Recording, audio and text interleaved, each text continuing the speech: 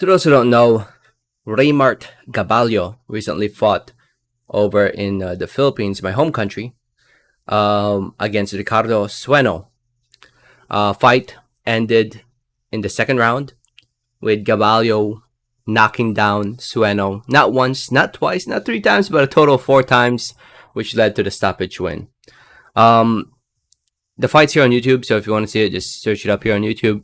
It was a pretty easy win for Gaballo. Some of those knockdowns weren't the cleanest knockdowns. One of them looked like it was kind of like a headbutt, but the referee ruled it a knockdown. One of them kind of wasn't the cleanest one, where the punch looked like it slipped behind the back of the head of Sueno.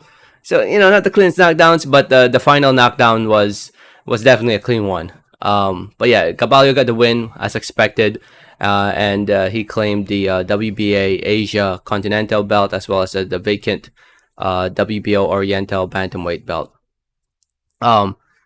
Yeah, it doesn't. Those belts don't really help him that much because he's already a top 15 contender. Looking at the rankings, he's currently number 14 by the WBO and number 7 by the WBC, and fighting guys like Sueno does not help him moving up in the rankings to put himself in a position to fight for a world title in the future once Naoya Inoue vacates all these belts. Because if you guys don't know, once Inoue beats Butler this December, he plans to move up and vacate all the belts to challenge the champions at 122 pounds. So, Reymart Gaballo needs to start putting himself in a position to fight for one of those vacant belts. And like I said, fighting guys and beating guys like Sueno, who, by the way, going into this fight was 11-6. Box Records yet to update it. Now 11-7. Fighting guys like Sueno, no offense to Sueno, but it does not help Gaballo move up in the rankings and help him be there in bigger, better fights. Gaballo is young. He's 26 years old. One and only loss came from Nonito Donaire. And Donaire is old, way past his prime. Donaire is of the era where they're pretty much done these days. They should be on their way out. But yet, Gaballo failed to beat an older Nonito Donaire. Imagine if this was the younger Nonito Donaire back 15 years ago. Imagine that.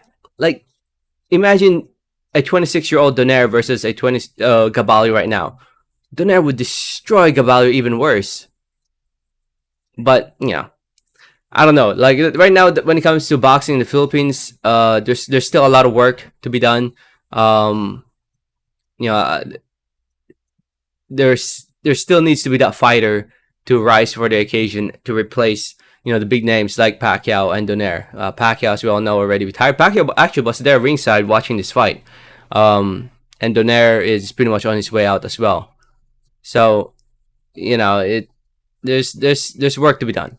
There's a lot of work to be done, and hopefully Gaballo, his promoters put the right people in front of him to so that he can be in there in another big fight in 2023. So yeah, hopefully he fights any of the top 15 guys. Actually, any of the top 15 guys will do. So I'm sure Manny Rodriguez would love a rematch after that controversial loss he had against Gaballo. That's actually a fight that I would love Gaballo to fight in again to prove himself that he actually did win that fight.